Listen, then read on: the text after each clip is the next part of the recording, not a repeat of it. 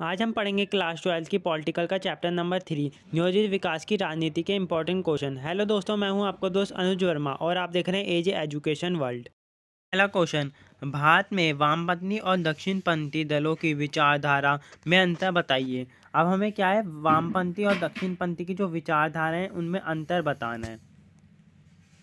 वामपंथ में सामान्य उन लोगों की ओर संकेत किया गया है जो गरीब और पिछड़े समाजवादी समूह की तरफदारी करते हैं। कि वामपंथी के लोग कैसे हैं, जो पिछड़े और गरीब जो समूह हैं उनकी तरफदारी करते हैं और इन तबकों को फ़ायदा पहुंचाने वाली सरकारी नीतियों का समर्थन करते हैं। कि इन जो तबकों को फ़ायदा पहुंचा रही है ना सरकारी नीतियां, उनका भी समर्थन करते हैं वो।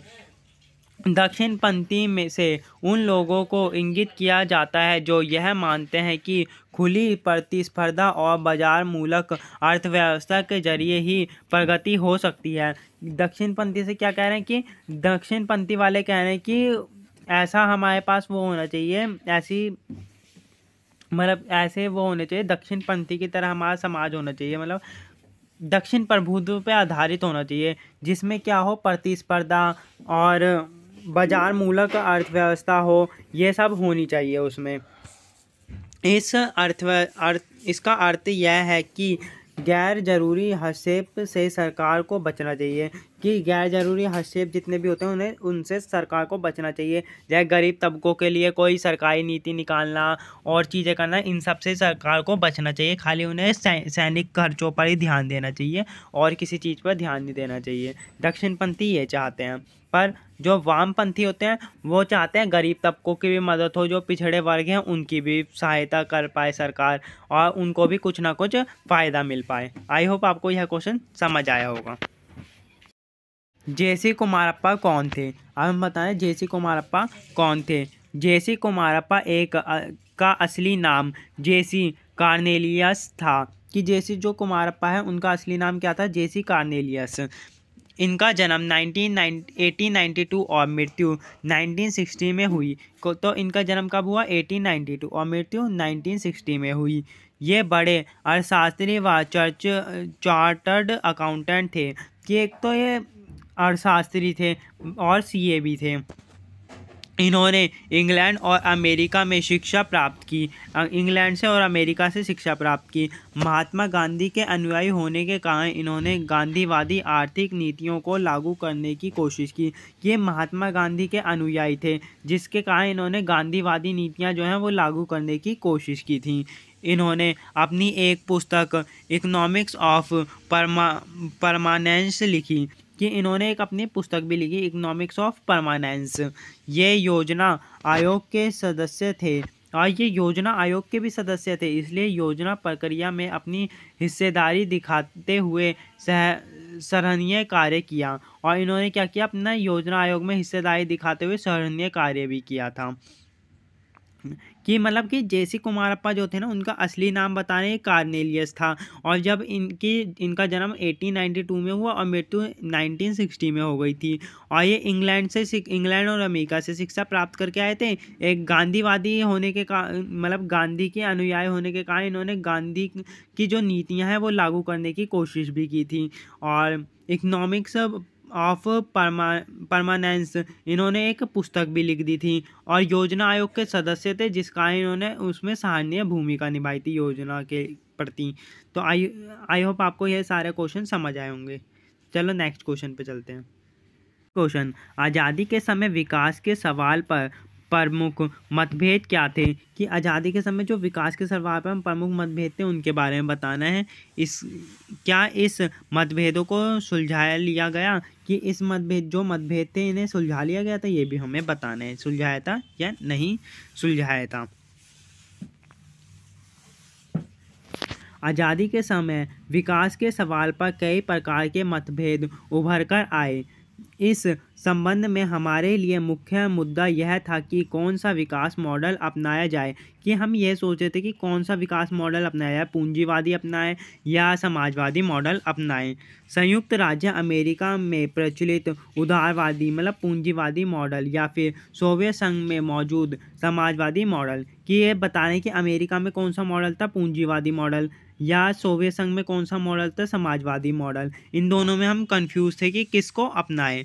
पूंजीवादी मॉडल औद्योगिकरण पर जोर दे रहा था, जबकि दूसरी मॉडल नियोजित विकास पर। जो पूंजीवादी मॉडल था वो तो औद्योगिकरण पर जोर दे रहा था, जबकि समाजवादी जो मॉडल था वो नियोजित विकास पर जोर दे रहा था।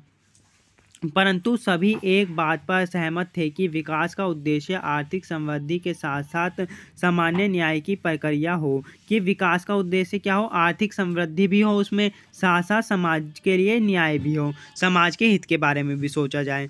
साथ ही सरकार को इस मामले में प्रमुख भूमिका निभानी थी।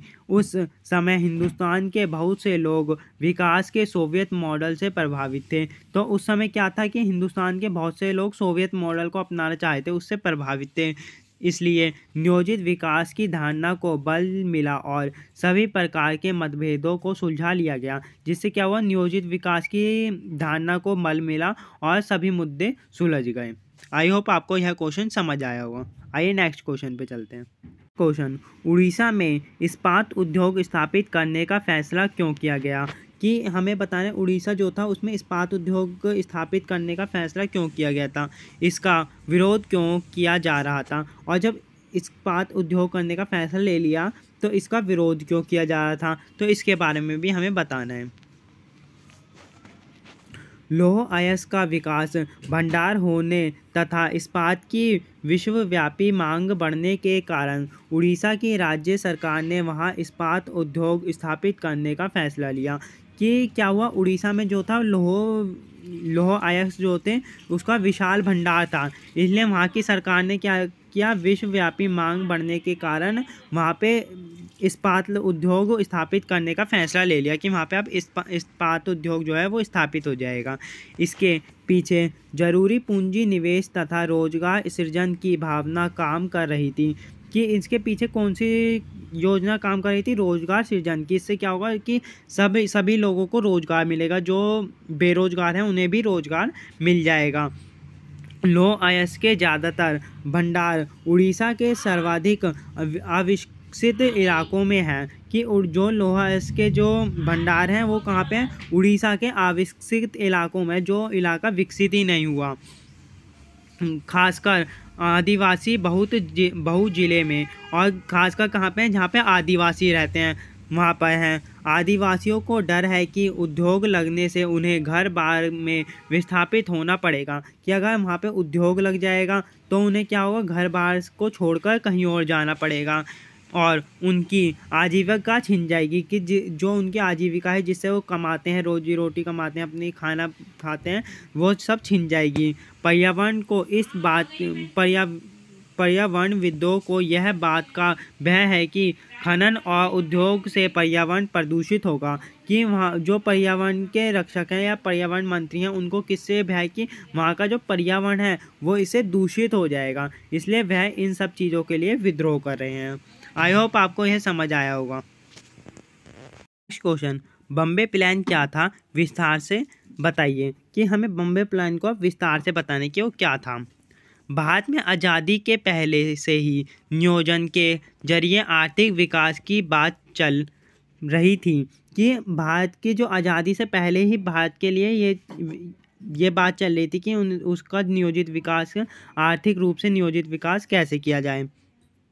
1944 में उद्योगपतियों के एक समूह ने देश के नियोजित अर्थव्यवस्था चलाने का संयुक्त प्रस्ताव तैयार किया। जो देश के उद्योगपति थे ना, उन्होंने क्या किया, 1944 में ही नियोजित अर्थव्यवस्था से देश को चलाने का फैसला करने लगे, जिसे बॉम्बे प्लान कहा गया। इस प्लान की मंशा थी कि सरकार औद्योगिक तथा अन्य आर्थिक निवेश के क्षेत्र में बड़े कदम उठाए। कि क्या इसकी वो थी मंशा, कि जो सरकार है वो औद्योगिक तथा अन्य आर्थिक निवेश के क्षेत्र में बड़े कदम उठाए।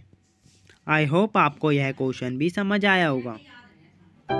अगर आपको यह वीडियो अच्छी लगी हो तो हमारे चैनल को लाइक, सब्सक्राइब और शेयर करना बिल्कुल ना भूलें।